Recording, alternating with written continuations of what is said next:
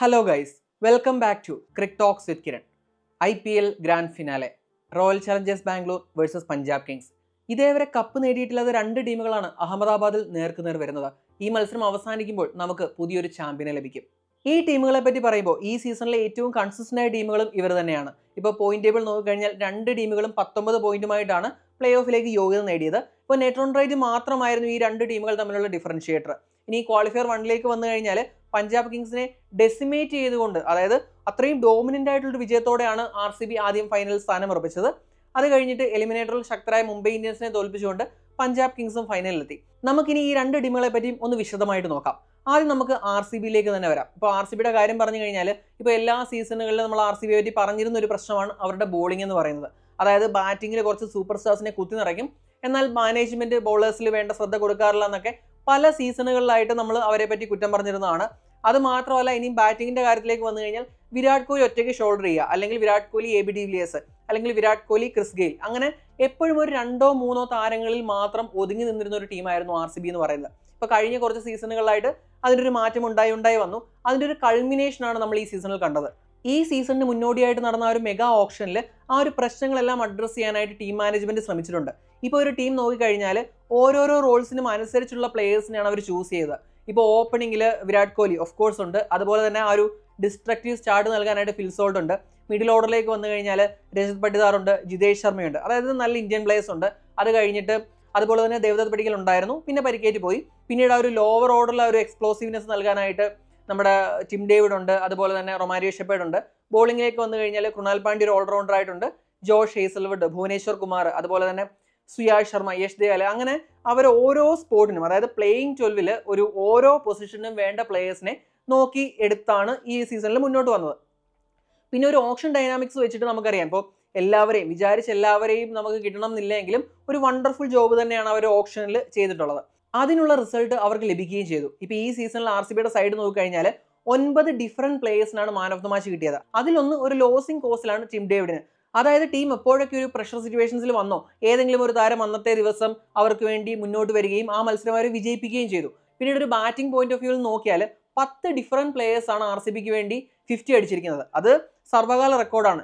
IPLന്റെ ചരിത്രത്തിൽ തന്നെ ഇത് ആദ്യമായിട്ടാണ് ഒരു ടീമിൽ നിന്ന് 10 different players half century score ചെയ്യുന്നത്. അപ്പൊ അങ്ങനെയൊക്കെ നോക്കിക്കഴിഞ്ഞാൽ വിരാട് കോഹ്ലിയുടെ ചുമലിൽ മാത്രം മുന്നോട്ട് പോകുന്ന ടീമല്ല, മറിച്ച് ഒരു ടീം ഗെയിമാണ് RCB ഇവിടെ വരെ എത്തിച്ചത്.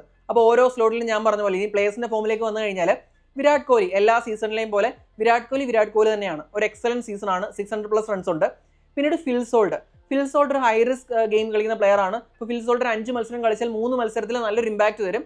ആ ഒരു ഇമ്പാക്ട് റിസൾട്ടിൽ അഫക്ട് ചെയ്യുകയും ചെയ്യും. അതുപോലെ തന്നെ രജത് പട്ടിദാർ ഇടയ്ക്കൊന്ന് ഫോം ഔട്ട് ആയെങ്കിലും തുടക്കത്തിൽ തന്നെ 2 മാൻ ഓഫ് ദ മാച്ച് സ്വന്തമാക്കി, ലാസ്റ്റ് മത്സരങ്ങളിൽ ടച്ചിലേക്ക് വരികയും ചെയ്തു. പിന്നെ ജിതേഷ് ശർമ്മ LSGക്കെതിരെ ഒരു എക്സലന്റ് മാച്ച് വിന്നിംഗ് നോക്ക് പുറത്തെടുക്കുകയും ചെയ്തു. പിന്നെ ടിം ഡേവിഡ് ആയാലും റൊമാരിയോ ഷെപ്പേർഡ് ആയാലും അതാത് സമയത്ത് ടീമിന് വേണ്ടി മുന്നോട്ട് വന്നിട്ടുണ്ട്. ഇനി പരിക്കേറ്റ് പുറത്തു പോകുന്നതിന് മുമ്പ് DDP നന്നായിട്ട് തന്നെ കളിച്ചു.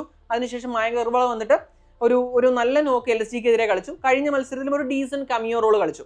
ഇനി ബോളിംഗിലേക്ക് വന്നാൽ ജോഷ് ഹേസൽവുഡിനെ ഹേസൽ ഗോഡ് എന്നാണ് വിശേഷിപ്പിക്കുന്നത്. കാരണം RCBയുടെ ബോളിംഗിന്റെ കുന്തമുനയാണ് ഹേസൽവുഡ് തന്നെയാണ് ഈ സീസണിൽ RCBയുടെ ഹയസ്റ്റ് വിക്കറ്റ് ടേക്കർ എന്ന് പറയുന്നത്. ഇപ്പോൾ ഹേസൽവുഡ് അറിയാം, നമുക്ക് തോൽവി ഉറപ്പിച്ച മത്സരങ്ങളിൽ പോലും പ്രത്യേകിച്ച് RRനെതിരെയൊക്കെ വിജയത്തിലേക്ക് RCB തിരികെ കൊണ്ടുവന്നു.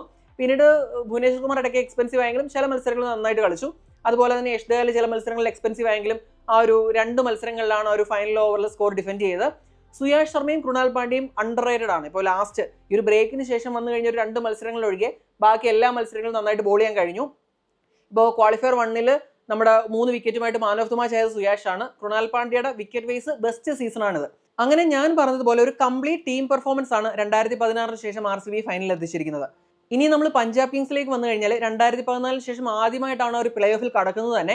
ഇവിടെ ഈ ഒരു ടീം മൊത്തമായിട്ട് പൊളിച്ചെഴുതിയിട്ടാണ് പഞ്ചാബ് കിങ്സ് വരുന്നത്. ഇപ്പോൾ സീസണിന് മുമ്പ് റിക്കി പോണ്ടിങ് കോച്ചായിട്ട് സ്ഥാനമേറ്റു. പിന്നീട് അവർ ഓപ്ഷനിൽ ഒരു വലിയ തുക മുടക്കിയിട്ട് ശ്രേയസ് അയ്യറിനെ ടീമിലെടുത്തു. പിന്നീട് അവർ ആ ഒരു ടീം ഒരു എക്സ്പ്ലോസീവ് ലൈനപ്പ് തന്നെയാണ് അവർ സെറ്റ് ചെയ്തത്. RCBയിൽ നിന്ന് വ്യത്യസ്തമായിട്ട് പഞ്ചാബ് കിങ്സിലേക്ക് വരുമ്പോൾ ഇവർ ആ ഒരു അൺക്യാപ്ഡ് പ്ലേയേഴ്സിന്റെ ബലത്തിലാണ് മുന്നോട്ട് കുതിച്ചത്. ഇപ്പോൾ ഓപ്പണിംഗിലാണെങ്കിൽ പ്രിയാൻ ഷാരിയും പ്രസ്ബ്രാൻ സിംഗും ചേർന്നിട്ട് എക്സലന്റ് ആയിട്ട് സ്ട്രൈക്ക് റേറ്റ് നോക്കിയാൽ ടോപ്പ് നോച്ച് ആണ്, നല്ലൊരു തുടക്കം നൽകി. അതുപോലെ തന്നെ മിഡിൽ ഓർഡറിൽ നെഹാൽ വധേരയും ശശാങ്ക് സിംഗും നല്ല കോൺട്രിബ്യൂഷൻസ് നൽകി. പിന്നെ അവരുടെ എക്സ്പീരിയൻസ് പ്ലേസിലേക്ക് വന്നു കഴിഞ്ഞാൽ അവരുടെ ക്യാപ്റ്റൻ കൂടിയ ശ്രേയസ് അയ്യർ തന്റെ കരിയറിലെ ഏറ്റവും മികച്ച പ്രകടനമാണ് നമ്മുടെ പഞ്ചാബ് കിങ്സിന് വേണ്ടി പുറത്തെടുത്തത്. ക്യാപ്റ്റൻസിയുടെ കാര്യത്തിൽ ശ്രേയസ് അയ്യർ വേറെ ലെവലാണെന്ന് നമ്മൾ എടുത്തു പറയേണ്ട കാര്യമില്ല. അതുപോലെ തന്നെ ജോഷ് ഇംഗ്ലിസ് ഒരു മിഡ് സീസണിലാണ് വന്നതെങ്കിലും നല്ല ഇമ്പാക്ട്ഫുൾ ആയിട്ടുള്ള നോക്സ് കളിക്കാൻ ജോഷ് ഇംഗ്ലിസിന് കഴിഞ്ഞു. പിന്നെ സ്റ്റോയിനിസ് ആയാലും ഇടയ്ക്ക് ചില മത്സരങ്ങളിലൊക്കെ നല്ല രീതിയിൽ അവർക്ക് വേണ്ടി ഫിനിഷ് ചെയ്തിട്ടുണ്ട്. ഇനി ബോളിംഗിലേക്ക് വന്നു കഴിഞ്ഞാൽ അർഷദീപ് ചില മത്സരങ്ങളിൽ എക്സ്പെൻസീവ് ആവുമെങ്കിലും ഒരു വിക്കറ്റ് ടേക്കിംഗ് ഓപ്ഷനാണ്, അതായത് വിക്കറ്റുകൾ പ്രോപ്പറായിട്ട് എടുക്കുന്നുണ്ട്. പിന്നെ ചഹൽ തുടക്കത്തിൽ ഫോം ഔട്ട് ആയിരുന്നെങ്കിലും പിന്നീട് ചഹൽ ഫോമിലേക്ക് തിരികെ വന്നു. മാർക്ക് ആൻസൺ നല്ല രീതിയിൽ തന്നെ കോൺട്രിബ്യൂട്ട് ചെയ്തു. പക്ഷേ മാർക്ക് ആൻസണ് പ്ലേ ഓഫിൽ കളിക്കാൻ കഴിഞ്ഞില്ല, തിരികെ പോകേണ്ടി വന്നു. പിന്നീട് അതുപോലെ തന്നെ ഹർപ്രീത് ബ്രാർ കിട്ടിയ അവസരങ്ങളെല്ലാം നന്നായിട്ട് കോൺട്രിബ്യൂട്ട് ചെയ്തു. അതുപോലെ തന്നെ വൈശാഖ് വിജയകുമാറും ചില മത്സരങ്ങളിലെ കളിച്ചുള്ളൂവെങ്കിലും ആ ഒരു കോൺട്രിബ്യൂഷൻ നൽകാൻ കഴിഞ്ഞിട്ടുണ്ട്. അങ്ങനെ വന്നു കഴിയുമ്പോൾ എക്സ്പീരിയൻസ് വൈസ് റിച്ച് RCB ആണ്. എന്നാൽ ഇവർ ആ ഒരു യൂത്ത്ഫുൾ എക്സ്യൂബറൻസ് എന്നൊക്കെ പറയില്ലേ, അതിന്റെ പുറത്ത് കുതിച്ച ടീമാണ് പഞ്ചാബ് കിങ്സ് എന്ന് പറയുന്നത്. അപ്പോൾ അങ്ങനെയാണ് ഈ രണ്ട് ടീമുകളുടെ ഫോം എന്ന് പറയുന്നത്. ഇനി ഇവർ പരസ്പരം കളിച്ചപ്പോൾ ആദ്യം ചിന്നസ്വാമിയിൽ വെച്ചായിരുന്നു മത്സരം. അന്ന് ആ മത്സരം നമ്മുടെ പഞ്ചാബ് കിങ്സ് ജയിക്കുകയാണ് ഉണ്ടായത്. ആ മത്സരം RCBയുടെ ബാറ്റിംഗ് നിര തകർന്നടിഞ്ഞു. എന്നിട്ട് അവസാനം ഒരു ടിം ഡേവിഡിന്റെ ഒരു ഇന്നിംഗ്സ് ആണ് ആ മത്സരത്തിൽ അവർക്ക് പൊരുതാവുന്ന ഒരു സ്കോർ സമ്മാനിച്ചത്. എന്നാൽ തുടക്കം ഒരു ഹിക്കപ്പ് ഉണ്ടായെങ്കിലും പഞ്ചാബ് കിങ്സ് ആ സ്കോർ ചേസ് ചെയ്തു. പിന്നീട് മുള്ളൻപൂരിൽ ഇവർ 2 തവണ ഏറ്റുമുട്ടി. ഒന്ന് റിവേഴ്സ് ഫിക്സറിലായിരുന്നു. ആ മത്സരം RCB അനായാസം ജയിക്കുകയാണ് ഉണ്ടായത്. അതിനുശേഷം പിന്നീട് ക്വാളിഫയർ 1 അറിയാലോ, ഇപ്പോൾ ഫസ്റ്റ് ബാറ്റ് ചെയ്തിട്ട് അവർ തുടക്കം തന്നെ വിക്കറ്റുകൾ പോയി. അപ്പോൾ ഹേസൽവുഡ് തിരികെ എത്തി, അതുപോലെ യഷ്ദേ ആയാലും ഭുവി ആയാലും വിക്കറ്റ് ഇട്ടു. അങ്ങനെ വന്നപ്പോഴേക്കും തുടക്കം തന്നെ പഞ്ചാബ് കിങ്സിന്റെ ഒരു താളം തെറ്റി അവർ 101 ഔട്ട് ആവുകയും ചെയ്തു. അത് വെറും 60 ബോൾ കൊണ്ട് തന്നെ RCB ആ ഒരു സ്കോർ ചേസ് ചെയ്യുകയും ചെയ്തു. ഒരു ക്രഷിംഗ് വിന്ന് തന്നെയായിരുന്നു RCBക്ക് അത്. അങ്ങനെ ഈ സീസണിൽ അവർ 3 തവണ ഏറ്റുമുട്ടിയപ്പോൾ 2 തവണയാണ് RCB ജയിച്ചിരിക്കുന്നത്. ഇനി എനിക്ക് കുറച്ച് ഇൻട്രസ്റ്റിംഗ് സ്റ്റാറ്റ്സ് അതുപോലെ മാച്ചപ്സിന്റെ കാര്യം പറയാനുണ്ട്. ഈ സീസണിൽ ഏറ്റവും കൂടുതൽ തവണ 200 റൺസ് സ്കോർ ചെയ്തിരിക്കുന്നത് പഞ്ചാബ് കിങ്സ് ആണ്. ഇപ്പോൾ കഴിഞ്ഞ മത്സരത്തിൽ മുംബൈക്കെതിരെ ഒരു 200 റൺസ് ചേസ് ചെയ്തതോടുകൂടി 8ാം തവണയാണ് പഞ്ചാബ് കിങ്സ് ഈ സീസണിൽ ഒരു 200 സ്കോർ കടക്കുന്നത്. പഞ്ചാബിന് കൂടെ തന്നെ മറ്റൊരു ടീമും ഈ സീസണിൽ 8 തവണ 200 കടന്നു, അത് ഗുജറാത്ത് ടൈറ്റൻസ് ആണ്. അത് മാത്രമല്ല, പിന്നീട് മുംബൈ ഇന്ത്യൻസിനെതിരെ ആദ്യമായിട്ട് ഒരു 200 സ്കോർ ചേസ് ചെയ്ത് ജയിക്കുന്ന ടീമും പഞ്ചാബ് കിങ്സ് ആണ്. ഇപ്പോൾ ഇതിനു മുമ്പ് 196 ആയിരുന്നു നമ്മുടെ മുംബൈ ഇന്ത്യൻസിനെതിരെ സക്സസ്ഫുൾ ആയിട്ട് ചേസ് ചെയ്തിട്ടുള്ള ഹയസ്റ്റ് സ്കോർ. എന്നാൽ കഴിഞ്ഞ മത്സരത്തിൽ ശ്രേയസ് അയ്യർ ആ റെക്കോർഡ് തിരുത്തി കുറിച്ചു. പിന്നീട് സിക്സ് ഹിറ്റിംഗിന്റെ കാര്യം പറഞ്ഞു കഴിഞ്ഞാൽ ശ്രേയസ് അയ്യർ ഈ സീസണിൽ 39 സിക്സുകളാണ് അടിച്ചിട്ടുള്ളത്. പഞ്ചാബ് കിങ്സിന് വേണ്ടി ഒരു സീസണിൽ ഏറ്റവും കൂടുതൽ സിക്സർ അടിക്കുന്ന താരമായിട്ട് ശ്രേയസ് അയ്യർ മാറി. ഒരു ഇന്ത്യൻ താരത്തിന്റെ റെക്കോർഡ് എന്ന് പറയുന്നത് കഴിഞ്ഞ വർഷം നമ്മുടെ അഭിഷേക് ശർമ്മ അടിച്ച 41 സിക്സ് ആണ്. ഇപ്പോൾ ഫൈനലിൽ ഒരു 3 സിക്സ് അടിച്ചു കഴിഞ്ഞാൽ ശ്രേയസ് അയ്യർ ആ റെക്കോർഡിൽ മുന്നിൽ വരും. അതുപോലെ ഇനി RCBയുടെ സൈഡിലേക്ക് വന്നു കഴിഞ്ഞാൽ ഇപ്പോൾ നമ്മുടെ വിരാട് കോഹ്ലി 850 അടിച്ചു. ഇപ്പോൾ കളിച്ച, അതായത് വിരാട് 50 അടിച്ച മത്സരങ്ങളിലെല്ലാം RCB ജയിക്കാനുണ്ടായത് അതൊരു റെക്കോർഡാണ്. അതുപോലെ തന്നെ ഈ സീസണിൽ പവർ പ്ലേ ഏറ്റവും പോർട്ടന്റ് ആയ, ഏറ്റവും കൂടുതൽ വിഷ്യസ് ആയ ബോളിംഗ് അറ്റാക്ക് എന്ന് പറയുന്നത് RCBയുടേതാണ്. ആ ഒരു ഹാർഡ് ലെങ്തിൽ ബോൾ എറിഞ്ഞിട്ട് കണ്ടിന്യൂസ് ആയിട്ട് വിക്കറ്റ് വീഴ്ത്താൻ, ഒരു ഇക്കോണമി റേറ്റിന്റെ കാര്യത്തിലായാലും ആ ഒരു സ്ട്രൈക്കിംഗ് എബിലിറ്റിയുടെ കാര്യത്തിലായാലും എതിരാളികളെ തളർത്താൻ RCBക്ക് കഴിഞ്ഞിട്ടുണ്ട്. അതേസമയം തന്നെ പഞ്ചാബ് കിങ്സിന് ആ ഒരു ലെങ്ത് ബോൾ, ആ ഒരു ഹാർഡ് ലെങ്ത് ബോളിനെതിരെയുള്ള റെക്കോർഡ് കുറച്ച് മോശമാണ്. അപ്പോൾ അങ്ങനെ RCBയുടെ സൈഡിലും സ്റ്റാറ്റ്സ് നോക്കിക്കഴിഞ്ഞാൽ കുറച്ച് ഫേവറിംഗ് ആയിട്ടുള്ള ഫാക്ട്സ് ഉണ്ട്. അപ്പോൾ അങ്ങനെ വരുമ്പോഴേക്കും രണ്ട് ടീമിനും സ്റ്റാറ്റ്സ് എടുത്ത് പറയാനാണെങ്കിൽ കുറേ കാര്യങ്ങൾ പറയാനുണ്ട്. ഇനി ഇതുപോലെ തന്നെ കുറെ ഇൻട്രസ്റ്റിംഗ് മാച്ചപ്സ് ഉള്ള മത്സരം കൂടിയാണ് നാളത്തേത്. അതിലൊന്നാണ് Phil Salt versus Arshdeep Singh എന്ന് പറയുന്നത്. ഇപ്പോൾ ഫിൽ സോൾട്ടിനെ ഈ സീസണിൽ 2 തവണ പുറത്താക്കാൻ അർഷദീപിന് കഴിഞ്ഞു. പിന്നെ ഫിൽ സോൾട്ടിന്റെ കാര്യം പറയുകയാണെങ്കിൽ ഇന്നിംഗ്സിന്റെ തുടക്കത്തിൽ ആ ഒരു ലെഫ്റ്റ് ഹാം ബോളേഴ്സിനെതിരെ കുറച്ച് വീക്ക്നെസ് നമ്മുടെ സോൾട്ടിനുണ്ട്, അതായത് ഔട്ട് ആയിട്ടുണ്ട്. അപ്പോൾ ഈ മത്സരത്തിലെ വളരെ ഇൻട്രസ്റ്റിംഗ് ആയിട്ടുള്ള ഒരു മാച്ചപ്പായിട്ട് മാറാൻ സാധ്യതയുള്ള ഒരു കോമ്പറ്റീഷനാണ് അർഷദീപ് ഫിൽ സോൾട്ട് എന്ന് പറയുന്നത്. പിന്നെ ഒരു രസകരമായിട്ടുള്ള കാര്യം, കഴിഞ്ഞ മത്സരത്തിന് ശേഷം ഫിൽ സോൾട്ട് ഇന്റർവ്യൂവിൽ പറഞ്ഞിരുന്നു ആ മത്സരത്തിലെ സക്സസ്ഫുൾ ആയ സ്ട്രാറ്റജി എന്താണെന്ന് സോൾട്ടിനോട് ചോദിച്ചപ്പോൾ സോൾട്ട് പറഞ്ഞത് അർഷദീപിന് വിക്കറ്റ് കൊടുക്കാതിരിക്കാൻ ശ്രമിക്കുക എന്നുള്ളത് മാത്രമായിരുന്നു എൻ്റെ ഒരു സ്ട്രാറ്റജി എന്നുള്ളതാണ്. പിന്നെ പഞ്ചാബ് കിങ്സിന്റെ ഈ സീസണിലെ ഏറ്റവും ബെസ്റ്റ് ബാറ്റർ ശ്രേയസ് അയ്യർ ആണെന്ന് നമുക്ക് എല്ലാവർക്കും അറിയാം. ഇപ്പോൾ അയ്യറിനെതിരെ നല്ല റെക്കോർഡാണ് RCB ബോളേഴ്സിനുള്ളത്. പ്രത്യേകിച്ച് ഹേസൽവുഡിനൊക്കെ ആ ഒരു ശ്രേയസ് അയ്യറിന് മുകളിൽ എപ്പോഴും ഒരു എഡ്ജ് ഉണ്ട്. പിന്നീട് ഈ സീസണിലെ കണക്കുകൾ നോക്കിക്കഴിഞ്ഞാൽ ശ്രേയസ് അയ്യർ ഈ സീസണിൽ ഏറ്റവും കൂടുതൽ ഫെയിൽ ആയിരിക്കുന്നത് RCBക്കെതിരെയാണ്. കളിച്ച 3 മത്സരങ്ങളിലും സിംഗിൾ ഡിജിറ്റ് സ്കോർ മാത്രമേ അയ്യറിന് നേടാൻ കഴിഞ്ഞിട്ടുള്ളൂ. പ്രത്യേകിച്ച് ആ മുള്ളൻപൂരിൽ അയ്യറിന് ഈ സീസണിൽ 5 മത്സരങ്ങളിൽ നിന്ന് 27 റൺസ് മാത്രമാണ് എടുക്കാൻ കഴിഞ്ഞത്. RCB ആയിട്ടുള്ള 2 മത്സരങ്ങൾ മുള്ളൻപൂരിൽ തന്നെയായിരുന്നു. ഇനി മുള്ളൻപൂരിന് പുറത്തേക്ക് വന്നു കഴിഞ്ഞാൽ എക്സ്ട്രാ ഓർഡിനറി റെക്കോർഡുള്ള ശ്രേയസ് അയ്യർ പരാജയപ്പെട്ട ഒരേ ഒരു മത്സരം RCBക്കെതിരെയായിരുന്നു. ചിന്നസ്വാമിയിൽ നടന്ന മത്സരത്തിൽ 7 റൺസ് മാത്രമാണ് നമ്മുടെ ശ്രേയസ് അയ്യറിന് എടുക്കാൻ കഴിഞ്ഞത്. അതുപോലെ തന്നെ ശ്രേയസ് അയ്യറിനെതിരെ മാത്രമല്ല, ഇപ്പോൾ ഹേസൽവുഡിനായാലും ഭുവിക്കായാലും മറ്റ് പഞ്ചാബ് ഓപ്പണേഴ്സ് പ്രിയാൻഷ് ഷരിയ, പ്രഭ്സിമ്രാൻ സിംഗിനെതിരെയൊക്കെ നല്ല റെക്കോർഡാണുള്ളത്. അപ്പോൾ അങ്ങനെ വരുമ്പോൾ ഈ മാച്ചപ്പ് വൈസും വളരെ ഇമ്പോർട്ടൻ്റ് ആയിട്ടുള്ള കുറേ മാച്ചപ്സ് നാളത്തെ മത്സരത്തിൽ നമുക്ക് കാണാൻ സാധിക്കും. പിന്നീട് ഹർപ്രീത് ബ്രാറിന് നമ്മുടെ RCBയുടെ റൈറ്റ് ഹാൻഡ് ലൈനപ്പിനെതിരെ അത്യാവശ്യം നല്ല റെക്കോർഡുണ്ട്. അപ്പോൾ ഞാൻ പറഞ്ഞില്ലേ, നാളത്തെ മത്സരം എന്ന് പറഞ്ഞു കഴിഞ്ഞാൽ നമ്മുടെ ഒരു ഹൈപ്പിനൊത്ത് ഉയർന്നു കഴിഞ്ഞാൽ ഒരു നെയിൽ ബൈറ്റിംഗ്, ഒരു എക്സൈറ്റിംഗ് ക്ലാഷ് ആവാൻ പൊട്ടൻഷ്യൽ ഉള്ള മത്സരമാണ് നാളത്തേത്. ഇനി എല്ലാ RCB ആരാധകരുടെയും മനസ്സിലുള്ള ഒരു ക്വസ്റ്റ്യൻ എന്ന് പറഞ്ഞു കഴിഞ്ഞാൽ ടിം ഡേവിഡ് കളിക്കുമോ എന്നുള്ളതാണ്. ആ കാര്യത്തിൽ ഒരു ഉറപ്പില്ല എന്നുള്ളതാണ് സത്യം. ഇപ്പോൾ മത്സരത്തിന് മുമ്പായിട്ടുള്ള പ്രീ മാച്ച് കോൺഫറൻസിൽ നമ്മുടെ രജത് പട്ടിദാറിനോട് ടിം ഡേവിഡിന്റെ അവൈലബിലിറ്റിയെ പറ്റി ചോദിച്ചിരുന്നു. ആ ചോദ്യത്തിന് പട്ടിദാറിന്റെ ഉത്തരം എന്ന് പറയുന്നത് ഉറപ്പില്ല എന്നാണ്. അതായത് ഡോക്ടേഴ്സ് കൂടെ ഉണ്ട്, ടിം ഡേവിഡിന്റെ അവൈലബിലിറ്റിയുടെ കാര്യത്തിൽ ഒരു ഫൈനൽ ഡിസിഷൻ എടുക്കുക ഡോക്ടേഴ്സുമായിട്ട് കൺസൾട്ട് ചെയ്തിട്ടായിരിക്കും എന്നുള്ള കാര്യമാണ് നമ്മുടെ രജിത് പടിദാർ പറഞ്ഞത്. എന്തായാലും ആ കാര്യത്തിൽ ഒരു കൺഫർമേഷൻ നമുക്ക് RCBയുടെ ക്യാപ്റ്റനിൽ നിന്ന് തന്നെ കിട്ടിയില്ല. എന്തായാലും മത്സരത്തിന് മുമ്പ് ആ ഒരു ടോസിന്റെ സമയത്ത് മാത്രമേ ആ കാര്യത്തിലൊരു കൺഫർമേഷൻ നമുക്ക് കിട്ടുകയുള്ളൂ. ഇനി പിച്ച് കണ്ടീഷൻസിലേക്ക് വന്നു കഴിഞ്ഞാൽ നമുക്ക് എല്ലാവർക്കും അറിയാവുന്നതുപോലെ മത്സരം നടക്കുന്നത് അഹമ്മദാബാദിലെ നരേന്ദ്രമോദി സ്റ്റേഡിയത്തിലാണ്. ഈ സീസണിലെ കണക്കുകൾ നോക്കിക്കഴിഞ്ഞാൽ കൺസിസ്റ്റന്റ് ആയിട്ട് 200+ സ്കോറുകൾ പിറക്കുന്ന പിച്ചുകളാണ് അഹമ്മദാബാദിലേത്. ഇപ്പോൾ നമ്മൾ നോക്കിക്കഴിഞ്ഞാൽ കഴിഞ്ഞ 8 മത്സരങ്ങളിൽ 11 തവണയാണ് 200+ സ്കോർ വന്നത്. അതിൽ തന്നെ ഒരു ഫസ്റ്റ് ബാറ്റ് ചെയ്ത കണക്കുകൾ മാത്രം നോക്കിക്കഴിഞ്ഞാൽ ഞാൻ പറഞ്ഞ 8 മത്സരങ്ങൾ നടന്നപ്പോൾ 7 തവണയും ഫസ്റ്റ് ബാറ്റ് ചെയ്ത ടീം 200 കടന്നു. ഇനി 200 കടക്കാത്ത ഒരു മത്സരത്തിൽ വെറും 4 റൺസിന് മാത്രമാണ് ഒരു 200 മാർക്ക് ക്രോസ് ചെയ്യാൻ കഴിയാതിരുന്നത്. അതായത് ഒരു ഫസ്റ്റ് ഇന്നിംഗ്സിലെ ലോവസ്റ്റ് സ്കോർ എന്ന് പറയുന്നത് 196 ആണ്. ഇനി ഒരു ആവറേജ് ഫസ്റ്റ് ഇന്നിംഗ് സ്കോർ ആണ് നോക്കുന്നതെങ്കിൽ അറൌണ്ട് 220ക്ക് അടുത്ത് വരും. അപ്പോൾ അത്രയും ഹൈ സ്കോർ പിറക്കുന്ന ഒരു പിച്ചാണ്. ഇനി ഫൈനൽ മത്സരം നടക്കുന്നത് സെന്റർ പിച്ചിലാണ്. ആ പിച്ച് എന്ന് പറയുന്നത് ഒരു black soil red soil mix ആണ്. ഇവിടെ ഈ ഒരു സെന്റർ പിച്ചിൽ ഈ സീസണിൽ ഒരു മത്സരമാണ് നടന്നിട്ടുള്ളത്. അത് പഞ്ചാബ് കിങ്സ് വേഴ്സസ് GT ആയിരുന്നു. ആ മത്സരത്തിൽ പഞ്ചാബ് കിങ്സ് 240+ സ്കോർ ചെയ്തു. അത് ചേസ് ചെയ്ത് GT തൊട്ടടുത്ത് വരെ എത്തി. ഒരു 11 റൺസിന് മാത്രമാണ് ആ മത്സരത്തിൽ പഞ്ചാബ് കിങ്സ് ജയിച്ചത്. അപ്പോൾ ടോട്ടൽ ഒരു 470+ റൺസ് വന്നൊരു പിച്ചിലാണ് നമ്മുടെ ഈ മത്സരം നടക്കാൻ പോകുന്നത്. അതുകൊണ്ട് തന്നെ ഒരു ഹൈ സ്കോറിംഗ് മത്സരം തന്നെ പ്രതീക്ഷിക്കാം. ഇനി ഒരു ഫൈനൽ വരുമ്പോൾ എല്ലാവരുടെയും മനസ്സിലുള്ള ഒരു $1 മില്യൺ ക്വസ്റ്റ്യൻ ആണ്, ടോസ് നേടുന്ന ടീം എന്തായിരിക്കും തിരഞ്ഞെടുക്കുക എന്നുള്ളത്. ഇപ്പോൾ നമ്മൾ ഈ ഒരു സീസണിലെ അഹമ്മദാബാദ് ഗ്രൗണ്ടിലെ ആ ഒരു ഹിസ്റ്ററി പരിശോധിച്ച് കഴിഞ്ഞാൽ നടന്ന 8 മത്സരങ്ങളിൽ 6 മത്സരങ്ങളിലും ആദ്യം ബാറ്റ് ചെയ്ത ടീമാണ് ജയിച്ചിട്ടുള്ളത്. ഇപ്പോൾ ഒരു ആവറേജ് ഫസ്റ്റ് ഇന്നിംഗ് സ്കോർ എന്നുള്ളത് ഒരു 220 അടുത്താണെന്ന് ഞാൻ ഓൾറെഡി പറഞ്ഞു. അപ്പോൾ അങ്ങനെ നല്ലൊരു സ്കോർ സെറ്റ് ചെയ്ത ടീം 8-ൽ 6 അവസരങ്ങളിൽ ഇവിടെ ജയിക്കാനുണ്ടായത്.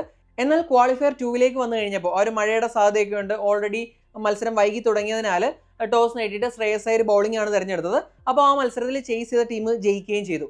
അപ്പോൾ ഈ ഒരു സീസണിൽ നൈറ്റ് ഗെയിമിൽ ചേസ് ചെയ്ത് ജയിച്ച ഒരേ ഒരു ഇൻസ്റ്റൻസ് ആണ് ആ ഒരു ക്വാളിഫയർ 2 നടന്നത്. അപ്പോൾ ഈ മത്സരത്തിൽ മഴയ്ക്ക് ഒരു ചെറിയ സാധ്യതയുണ്ട്. അതിലേക്ക് നമുക്ക് പിന്നെ വരാം. അപ്പോൾ എന്തായാലും അതുകൊണ്ട് ബോളിങ്ങിനൊരു സാധ്യത കാണുന്നുണ്ട്. പിന്നെ ഈ ടീമുകളുടെ ശൈലി പരിശോധിച്ച് കഴിഞ്ഞാൽ പഞ്ചാബ് കിങ്സ് എന്ന് പറയുന്നത് ഒരു ബാറ്റ് ഫസ്റ്റ് ടീമാണ്. അതായത് കൂടുതൽ മത്സരങ്ങളിലും ടോസ് നേടിക്കഴിഞ്ഞാൽ ആദ്യം ബാറ്റ് ചെയ്യാൻ തീരുമാനിച്ചിട്ടുള്ള അത് സക്സസ്ഫുൾ ആയിട്ട് നടപ്പിലാക്കിയ ഒരു ടീമാണ് പഞ്ചാബ് കിങ്സ് എന്ന് പറയുന്നത്.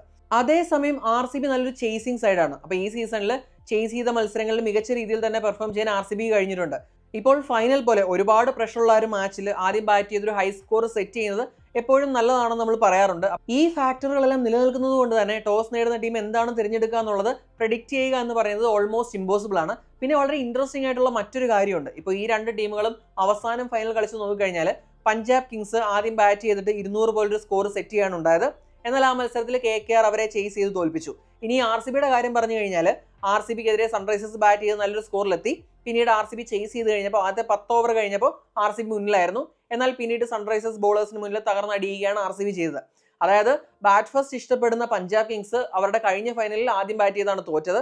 എന്നാൽ ചേസിംഗ് ഇഷ്ടപ്പെടുന്ന RCB എന്ന് പറയുന്നത് അവരുടെ കഴിഞ്ഞ ഫൈനലിൽ ചേസ് ചെയ്തിട്ടാണ് തോറ്റത്. അപ്പോൾ ഇതൊക്കെ കൊണ്ട് തന്നെയാണ് ഞാൻ പറഞ്ഞത് കുറേ ഫാക്ടേഴ്സ് ഉണ്ട്. നമുക്ക് ആ ഒരു കാര്യം പ്രെഡിക്റ്റ് ചെയ്യുക എന്ന് പറയുന്നത് ഏറെക്കുറെ അസാധ്യമാണ്. ഇനി വെതർ കണ്ടീഷൻസിലേക്ക് വരികയാണെങ്കിൽ ക്വാളിഫയർ 2 മഴ കാരണം ഒരു 2.25 മണിക്കൂറോളം തടസ്സപ്പെട്ടിരുന്നു. അതൊരു 2 മണിക്കൂർ നമുക്ക് നഷ്ടമായി. ഇനി ഫൈനൽ മത്സരത്തിലേക്ക് വന്നു കഴിഞ്ഞാൽ ഒരു ഒക്കേഷണൽ റെയിന് സാധ്യത കാണുന്നുണ്ട്. അപ്പോൾ മഴയ്ക്ക് സാധ്യതയുണ്ട്. എന്നാലും മത്സരത്തെ ത്രെറ്റൻ ചെയ്യുന്ന രീതിയിലൊരു മഴ ഭീഷണിയില്ല. ഇനി ഇൻ കേസ് അങ്ങനെ വന്നു കഴിഞ്ഞാൽ ഈ മത്സരത്തിന് റിസർവ് ഡേ ഉണ്ടായിരിക്കും. അതുകൊണ്ട് തന്നെ മത്സരം വാഷ് ഔട്ട് ആവാനായിട്ട് സാധ്യത കാണുന്നില്ല. ഇനി പ്രഡിക്റ്റഡ് പ്ലേയിങ് ടൂലിലേക്ക് വന്നു കഴിഞ്ഞാൽ RCBയുടെ കാര്യത്തിൽ ഞാൻ ഇപ്പോൾ ലൈവിൽ വന്നപ്പോഴായാലും പറഞ്ഞു, ഒരു ചേഞ്ചിന് മാത്രമാണ് സാധ്യത കാണുന്നത്. ടിം ഡേവിഡ് ഫിറ്റ് ആണെങ്കിൽ ലിവിങ്സ്റ്റണിന് പകരം ടിം ഡേവിഡ് ടീം വരും. അല്ലെങ്കിൽ RCBയുടെ സൈഡിൽ നിന്ന് ഒരു ചേഞ്ചും കാണാൻ സാധ്യതയില്ല. ഇനി പഞ്ചാബ് കിങ്സിന്റെ സൈഡിലേക്ക് വന്നു കഴിഞ്ഞാൽ ഞാൻ പ്രതീക്ഷിക്കുന്ന ഒരു മാറ്റം എന്ന് പറഞ്ഞു കഴിഞ്ഞാൽ ആ ഒരു വൈശാഖ് വിജയകുമാർ ഹർപ്രീത് ബ്രാർ ടോസപ്പ് ആണ്. അതിൽ കഴിഞ്ഞ മത്സരത്തിൽ നന്നായിട്ട് തന്നെ വൈശാഖ് ബോൾ ചെയ്തു. അപ്പോൾ വേണമെങ്കിൽ വൈശാഖിനെ വെച്ച് തന്നെ തുടരാം. ഇനി RCBയുടെ ഒരു right hand heavy batting lineup ആണ്. അപ്പോൾ അവർക്കെതിരെ അത്യാവശ്യം നല്ല റെക്കോർഡുള്ള ഹർപ്രീത് ബ്രാറിനെ വേണമെങ്കിൽ അവർക്ക് ഇറക്കാം. അപ്പോൾ ഈ 2-ൽ ഒരാളായിരിക്കും കളിക്കുക. അപ്പോൾ ആ ഒരു ചേഞ്ച് മാത്രമാണ് പഞ്ചാബ് കിങ്സിന്റെ പ്രതീക്ഷിക്കുന്നത്. ഇനി players to watch out for. ഇവിടെ ഞാനൊരു പ്ലെയറിനെ എടുത്ത് പറയുകയല്ല, ഒരു കോൺടെസ്റ്റ് ആണ് ഞാൻ പറയുന്നത്. അതിപ്പോൾ ഞാൻ ലൈവിൽ എടുത്ത് പറഞ്ഞതാണ്, ഈ വീഡിയോയിൽ ഞാനൊന്ന് സൂചിപ്പിച്ചിരുന്നു. അതായത് പഞ്ചാബ് കിങ്സിന്റെ ടോപ്പ് ഓർഡർ വേഴ്സസ് RCBയുടെ ബോളിംഗ്. നമുക്കറിയാലോ ഇപ്പോൾ ഒരു ഹൈ ഫ്ലൈയിങ് യൂണിറ്റ് ആണ് പ്രിയാൻഷ് ആര്യ, പ്രഫ്സിമ്രാൻ സിംഗ്, ജോഷ് ഇംഗ്ലിസ്, ശ്രേയസ് അയ്യർ എന്ന് പറയുന്നത്. ഇപ്പോൾ ബോളിംഗ് വന്നു കഴിഞ്ഞാൽ ഹേസൽവുഡ് ആയാലും ഭുവി ആയാലും ഇപ്പോൾ യഷ്ദയാൽ ആയാലും ഇവർക്കെല്ലാം ഈ ഒരു നമ്മുടെ പഞ്ചാബ് കിങ്സിന്റെ ടോപ്പ് ഓർഡറിനെതിരെ നല്ല റെക്കോർഡാണുള്ളത്. ക്വാളിഫയർ 1 നോക്കിക്കഴിഞ്ഞാൽ ആ ഒരു ഹൈ റിസ്ക് ഷോട്ടുകൾക്ക് ശ്രമിച്ചിട്ട് പഞ്ചാബ് കിങ്സ് തകർന്നടിയുന്ന കാഴ്ചയാണ് നമ്മൾ കണ്ടത്. അപ്പോൾ ഈ ഫൈനൽ മത്സരത്തിൽ ഈ ഒരു കോൺടെസ്റ്റ് എങ്ങനെ വരും? ഈ ഒരു കോൺടെസ്റ്റിന്റെ റിസൾട്ട് എന്ന് പറയുന്നത് മത്സരത്തിന്റെ ഭാവിയെ തന്നെ, അതായത് ആര് കിരീടം നേടുമെന്നുള്ള ഒരു ക്വസ്റ്റ്യനിൽ തന്നെ വലിയൊരു ഇമ്പാക്റ്റ് ഉണ്ടാക്കാൻ സാധ്യതയുള്ളതാണ്. എന്താണ് നിങ്ങൾക്ക് തോന്നുന്നത്? അഹമ്മദാബാദിൽ ആരായിരിക്കും കന്നിക്കിരീടം ഉയർത്തുക? RCBയോ അതോ പഞ്ചാബ് കിങ്സോ? കമന്റ് ചെയ്യുക. അടുത്തൊരു വീഡിയോയുമായി ഉടൻ തന്നെ കാണാം. Thanks for watching Cric Talks with Kiran.